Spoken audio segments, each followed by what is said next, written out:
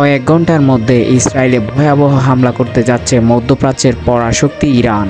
Lebanon Israel ফিলিস্তিন যুদ্ধ সম্ভবত রূপ নিতে যাচ্ছে মহাযুদ্ধ অর্থাৎ তৃতীয় বিশ্বযুদ্ধে। কিছু মুহূর্তের মধ্যে ইসরায়েলে বড় ধরনের হামলা করতে যাচ্ছে ইরান, এমন তথ্য নিশ্চিত করেছে নিউ ইয়র্ক টাইমস। আর হইচই ফেলে দিয়েছে এতে করে।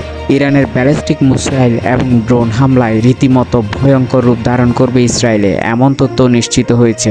এদিকে আল জাজিরাও বিষয়টি নিশ্চিত করেছে এবং তারা হোয়াইট হাউসের কথা নিশ্চিত করেছে। আর এরই অংশ হিসেবে ইতিমধ্যে মধ্য ইসরায়েলে সাইরেন সংকেত বেজে উঠেছে, চারদিকে মানুষ নিরাপদ আশ্রয়ে ছুটতে শুরু করেছে।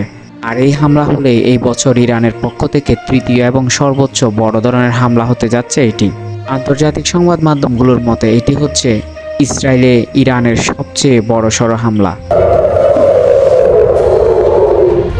এই হামলায় ড্রোন আর ক্ষেপণাস্ত্র ব্যবহার হওয়ার কথা এবং আশঙ্কা জানিয়েছেন নাম প্রকাশ না করা 3 জন ইসরায়েলি সেনাও।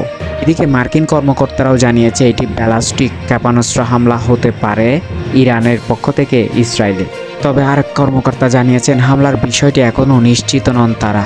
এদিকে ইসরায়েলের সামরিক বাহিনীর মুখপাত্র ড্যানিয়েল হ্যাগারি জানিয়েছেন এখনও ইসরায়েল ইরান থেকে কোনো আকাশ প্রতিরক্ষার হুমকির সম্মুখীন এবং তথ্য পায়নি।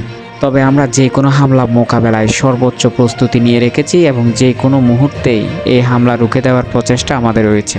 আর ইরান যদি আমাদের উপর হামলা করে তার পরিণতি হবে মারাত্মক, ভয়াবহ এবং ভয়ঙ্কর।